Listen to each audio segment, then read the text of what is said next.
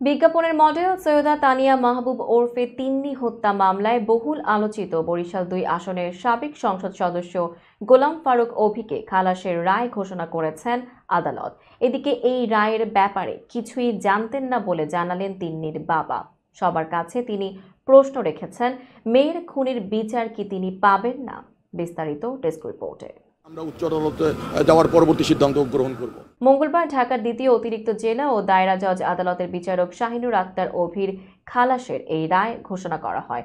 তবে রায়ে অসন্তোষ প্রকাশ করেছেন রাষ্ট্রপক্ষের আইনজীবী সৈয়দ মোহাম্মদ আবু জাফর রিজভী। পূর্ণাঙ্গ রায় দেখে আপিলের বিষয়ে সিদ্ধান্ত নেবেন বলে জানান তিনি। গোলাম ফারুক অভি পলাতক রয়েছেন। তার পক্ষে রাষ্ট্র নিযুক্ত আইনজীবী শাহ ইলিয়াস রতন সন্তোষ প্রকাশ করেছেন।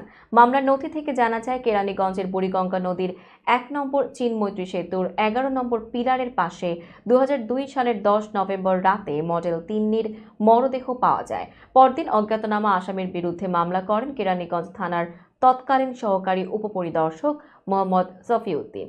এ মামলার প্রথম তদন্ত কর্মকর্তা ছিলেন ওই থানার তৎকালীন উপপরিদর্শক মোহাম্মদ কাইয়ুম আলী সর্দার।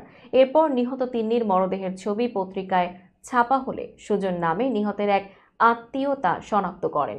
এদিকে মেয়ে হত্যার রায়ের বিষয়টি জানতেনই না তিন্নির বাবা, মামলার বাদী সৈয়দ মাহবুব করিম। এমনকি রায়ে অভি খালাস পাওয়ার খবরটিও জেনেছেন এক সাংবাদিকের কাছে।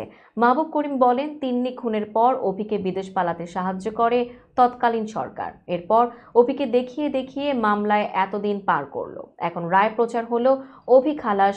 আমার মেয়েকে যে খুন করা হয়েছে সেটা তো সত্য, তাহলে আমার মেয়ের খুনি কে তা জানার অধিকার কি আমার নেই? আমি কি মেয়ে হত্যার বিচার পাবো না?